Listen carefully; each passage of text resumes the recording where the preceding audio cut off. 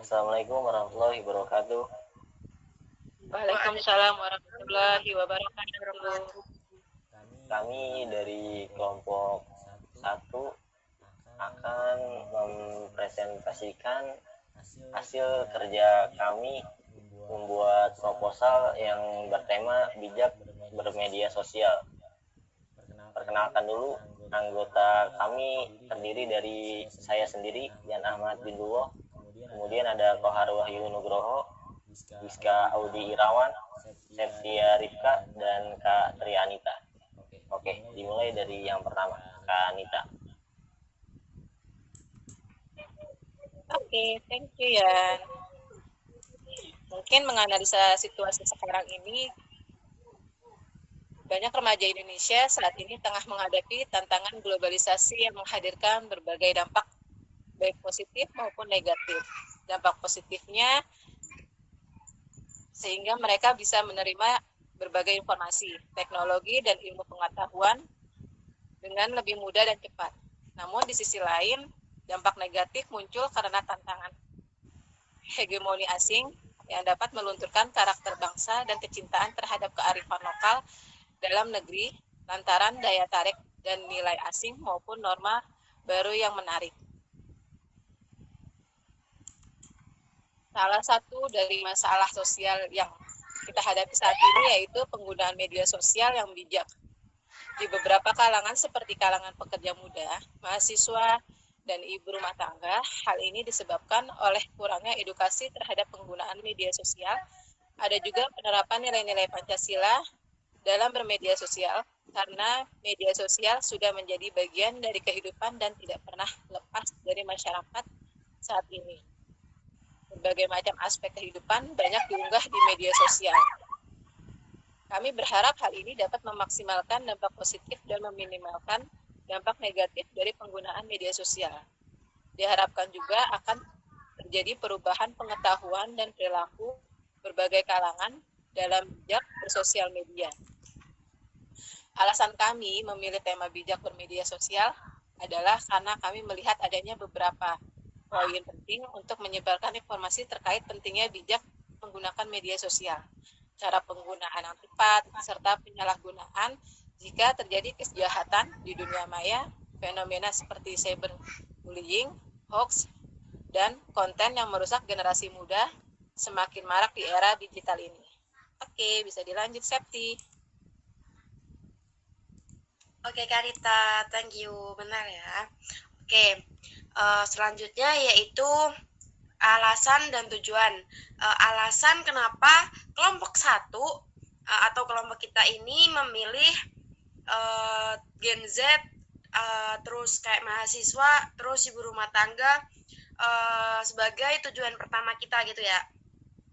Alasan kami memilih generasi saat ini sebagai target penyuluhan tentang bijak dalam bermedia sosial karena menurut kami Gen Z itu kesadaran terhadap etika digital dan literasi informasinya masih perlu ditingkatkan, terutama dalam mengidentifikasi berita palsu, menjaga privasi, dan menghindari cyberbullying. Masih banyak ditemukan ya kasus-kasus anak muda dan Gen Z pada sekarang itu salah dalam menggunakan media sosial gitu. Terus mahasiswa, dalam generasi mahasiswa, golongan mahasiswa itu kita memilih itu tuh karena mereka masih rentan terhadap distraksi media sosial yang dapat mempengaruhi produktivitas akademik. Mereka menyalahgunakan AI contohnya. Terus sasaran kita yang ketiga yaitu ibu rumah tangga. Kenapa kita harus memilih ibu rumah tangga itu? Karena dengan pengelolaan media sosial yang baik, mereka dapat berkontribusi lebih besar dalam memberikan edukasi kepada keluarga, terutama anak-anak mereka mengenai penggunaan media sosial yang sehat. Jadi ibu rumah tangga itu bisa mengasih tahu kepada anggota keluarga, gimana sih cara penggunaan media sosial yang baik. Oke. Tujuan dari video edukasi kami ini tuh untuk meningkatkan literasi digital, mengurangi resiko negatif media sosial, mendorong pengguna media sosial untuk hal-hal yang positif, terus meningkatkan kesadaran etika digital, membantu membentuk generasi yang tangguh di era digital. Intinya kita memperbaiki generasi-generasi dalam penggunaan media sosial. Oke, selanjutnya akan dilanjutkan sama Kak Nita lagi.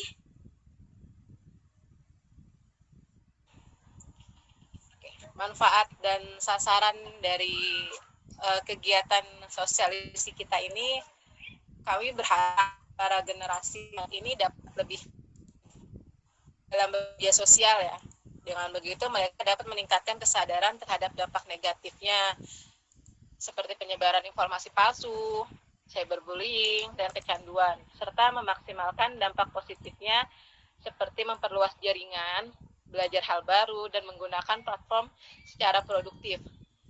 Kami juga berharap kegiatan ini dapat membentuk sikap tanggung jawab dan menggunakan media sosial secara aman dan sehat. Adapun sasarannya dari kegiatan ini adalah generasi saat ini seperti generasi Z, pekerja dan mahasiswa, generasi milenial, ibu rumah tangga. Kami memilih ini karena mereka sedang berada di fase branding diri mereka sendiri di media sosial. Masa transisi yang penting di mana penggunaan media sosial mulai meningkat dengan memberikan edukasi pada generasi saat ini. Kami berharap mereka bisa lebih dan cerdas dalam menggunakan media sosial dengan cara yang positif dan aman, sekaligus lebih waspada terhadap berbagai risiko yang ada di dunia digital. Silakan dilanjut, Septi. Oke, Kanita, makasih. Oke, mekanisme dan rancangan. Jadi kita tuh tetap memiliki tahap-tahap ya dalam merancang proposal, terus dalam pembuatan videonya. Jadi yang pertama kita tuh masuk tahap observasi awal, yaitu bagaimana mengamati, mempelajari tentang bagaimana cara bijak dalam bermedia sosial, serta dampak mencari tahu apa sih dampak positifnya, dampak negatifnya gitu. Masa kita mau mengedukasi orang tapi kita nggak tahu, jadi kita mempelajari dulu. Terus yang kedua ada tahap persiapan, yaitu mengidentifikasi target audiens dengan jelas. Dalam hal ini seluruh masyarakat sekitar yang berada pada fase awal dalam menggunakan media sosial secara aktif.